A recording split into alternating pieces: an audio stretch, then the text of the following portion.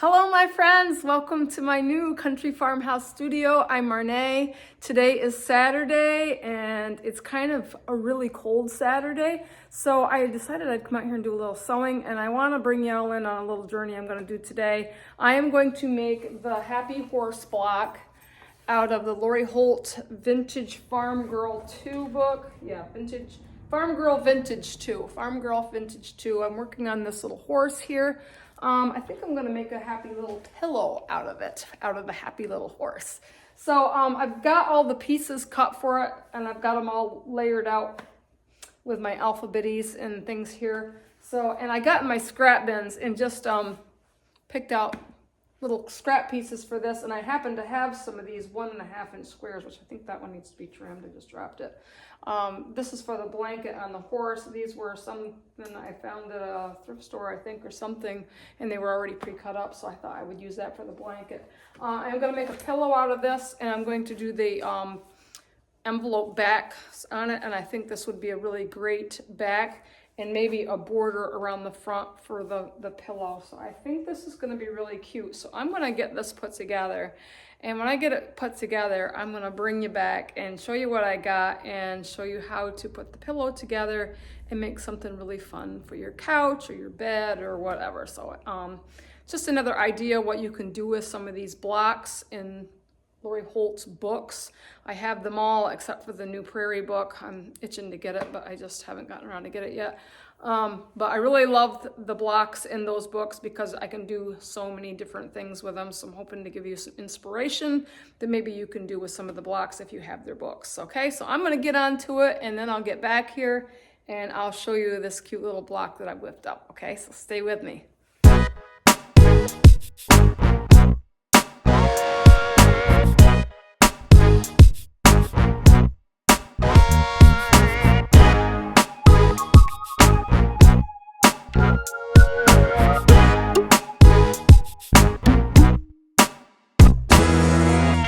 All right, I have a finished block.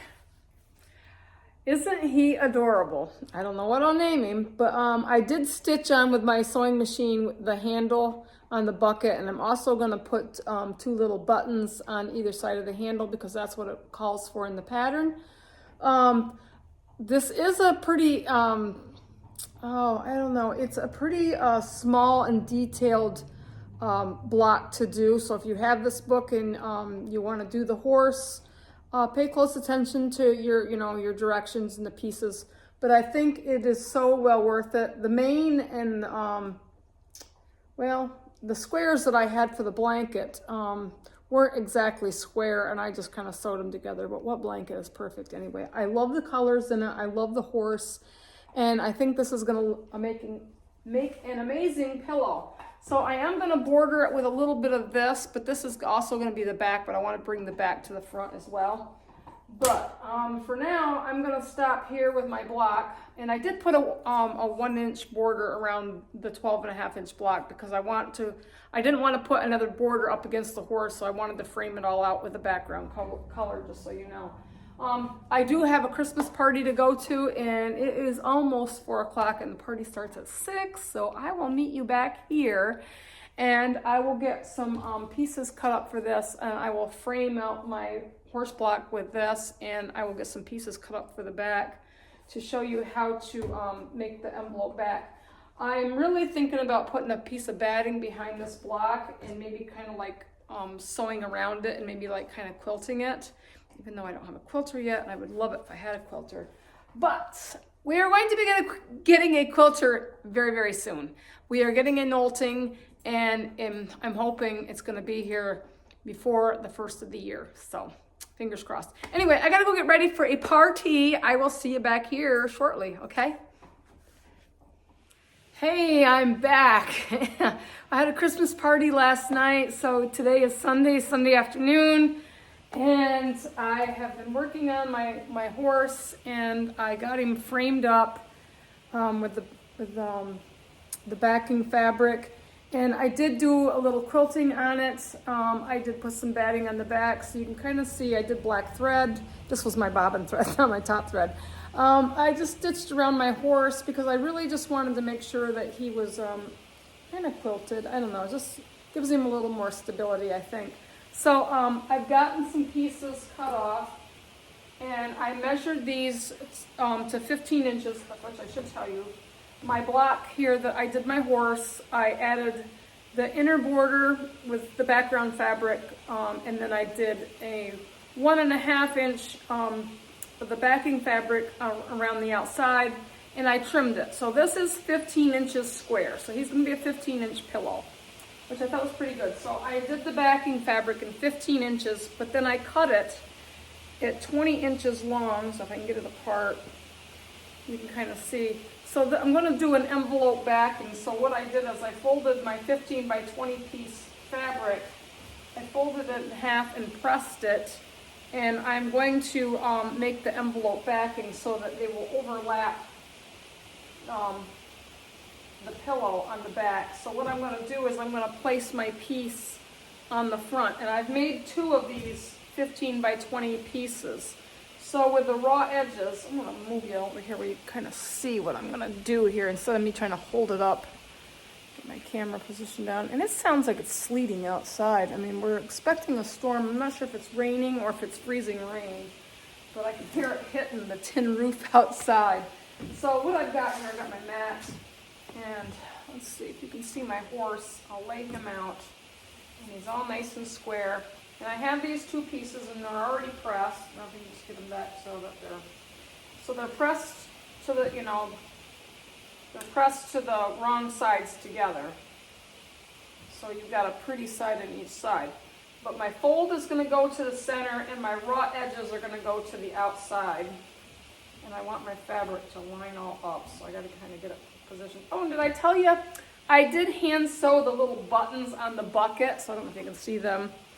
I just did that. Hand sewing is not my thing, but I do it. So just to kind of throw that out there. So I'm just going to get these are going to be my back flaps, but I'm going to place them on the front of my pillow because when I turn this right side out, the inside will end up showing.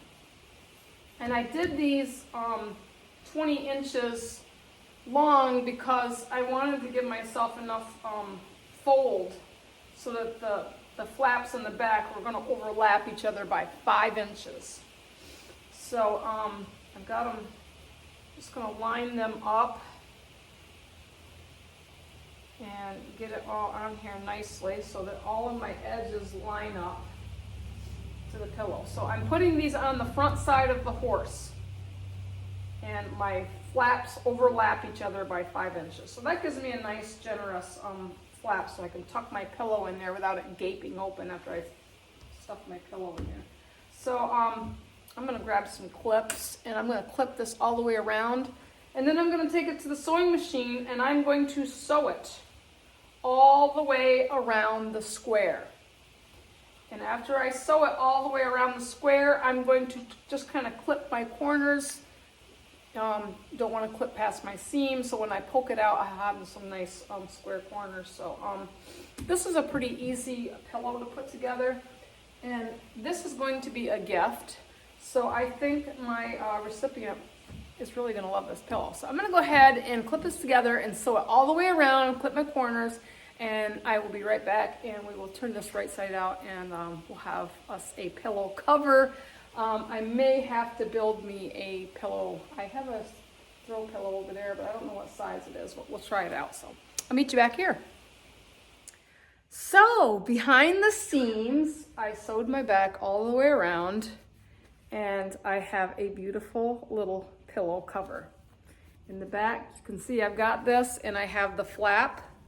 So you see when you fold that in half, the inside turns into, well, the outside turns into the inside, or yeah, however it goes. But I've got a nice generous flap to put a pillow in here, and you'll see that you just, insert your pillow in between the back. So this is removable and can be washable, and a great idea to do with a Lori Holt 12-inch block. Added some borders on, put a back on it. If you want to quilt it, I think quilting gives it the extra little pizzazz. The buttons on the bucket make it look great. So I have a pillow over there, but I think it's too full and fluffy. So I think what I'm going to do is I'm build me a pillow out of some utility fabric that I have here on my shelf. I will cut some squares 15 inches, sew it all the way around, leave a hole, and I'll have a couple bags of stuffing over there. So I think what I'm gonna do is make my own stuffed up pillow instead of having to go buy something, you know, so, and it's really nasty out. I don't really want to go outside, so I'm gonna get on with that, and I will post some pictures, or maybe I'll just show you my finished pillow when I get it done. So I'm not really gonna go through the whole process of making a pillow, because I'm just gonna do a 15-inch square, 2 pieces, sew them together, right sides together all the way around, leave a hole, stuff it, probably hand sew it up, or maybe I can slip it under my Juki and stitch it up. And I will get back here, and I will also have some pictures. So I'm gonna get with that, and I will show you my finished pillow. Stay with me. Okay, fabricadabra. I made a little pillow. Okay, I lied. I did not cut this at 15 inches square. I cut it at 14, and I cut it the wrong size on one end, so I just cut it down to a 14, which I probably think it's better, because I think it will fit more nicely into my pillow cover. So so it might be a little bit small. Maybe I should have cut it at 15, but I don't know. I think it's gonna work anyway. So I am going to stick my pillow in here. And you know, if your pillow is a little too small for your cover, you can always flange it, where you could kind of like sew it around the outside and just make it like flanged. But I think this is gonna work just fine, because my pillow is quite fluffy. And I probably should sit down and put this in there, because you're gonna watch me struggle to get it into this little case. But you have to smush it and squish it to get it into the other flap, because this is an envelope pillow. And